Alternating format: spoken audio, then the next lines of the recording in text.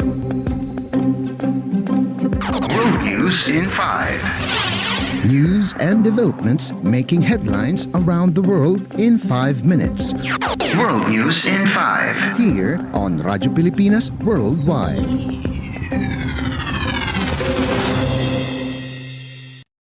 This is World News in 5 here on Radyo Pilipinas World Service. The United States says it conducted a new round of airstrikes in eastern Syria on Wednesday, targeting a weapons storage facility used by Iran's Islamic Revolutionary Guard Corps or IRGC and its affiliated groups. In a statement, U.S. Defense Secretary Lloyd Austin III said the latest self-defense strike was conducted by 2 U.S. F-15 fighter jets in response to a series of attacks against U.S. personnel in Iraq and Syria by IRGC Quds Force affiliates. Austin said the strikes were upon the order of U.S. President Joe Biden to make clear that Washington will defend itself, its personnel, and its interests. If attacks by Iran's proxies against U.S. forces continue, the defense chief warned the U.S. will not hesitate to take further necessary measures to protect its people. The fresh strikes were the second in recent weeks after U.S. troops in Iraq and Syria came under attack by Iran-aligned groups. As the Israeli-Hamas war continues, attacks against U.S. and coalition forces have been observed in the Gulf over the past weeks. Since October, at least 45 U.S. personnel have been wounded in these sad attacks, prompting Washington to increase its forces and weapons in the region. World News in 5. Here on Radyo Pilipinas Worldwide. In our news overseas, Pakistan's caretaker Prime Minister Anwar ul-Haq Kakar says his country's move to expel hundreds of thousands of Afghans was in response to the Taliban-led government's unwillingness to take action against Afghan militants who carry out attacks in Pakistan.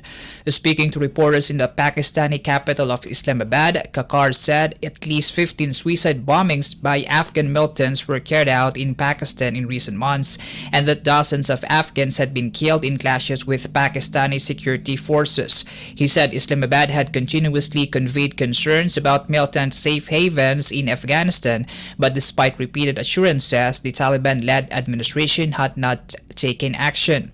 He also said Islamabad hoped the Taliban's takeover of Afghanistan in 2021 would bring peace and cooperation to the two countries, but instead turned out to be more violent, citing a 60% increase in militant attacks in Pakistan and a 500% increase in suicide bombings, which have killed more than 2,200 Pakistanis.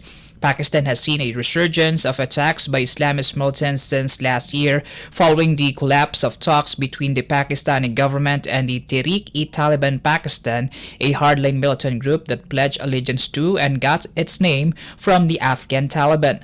To counter the increase of the said violence, the Pakistani government last month ordered all illegal immigrants, including 1.73 million Afghan nationals, to leave the country or face expulsion. Taliban spokesperson Zabihullah Mujahid called Islamabad's move unacceptable and denied accusations made by its southern neighbor. World News in 5. Here on Radyo Pilipinas Worldwide. Our Philippine Embassy and Consular News, as part of its collaborative activities with ASEAN diplomatic missions in Frankfurt, the Philippine Consulate General in Frankfurt co-organized an event entitled A Moment of ASEAN Multiculturalism in Southeast Asia at the Goethe University in central Germany. The event, which aims to showcase ASEAN's diverse culture and strengthen ASEAN's presence in Germany, was attended by members of the German International Academy and ASEAN community in Frankfurt and nearby areas. The event stimulated discussion among the German Academy on the challenges of multiculturalism in Southeast Asia and how the region embraces and celebrates cultural or political diversity and harmonious coexistence of different cultures and beliefs. The key message of the event revolved around ASEAN's diversity in terms of cultures, political systems, and comparative advantages, which must be seen as an instrument of promoting economic growth in the region and establishment of one common ASEAN or regional identity in response to such diversity.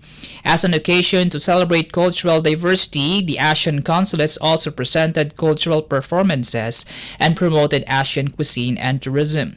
For the Philippine part, the consulate presented the country's indigenous communities in a photo exhibition, the Salip Courtship Dance performance by Filipino-American professor Leonard Cruz, and contributed adobo and ube pico for the reception.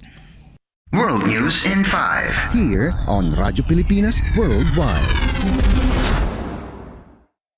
You just heard World News in 5 here on Radyo Pilipinas World Service. This is Win Peñano. Good day.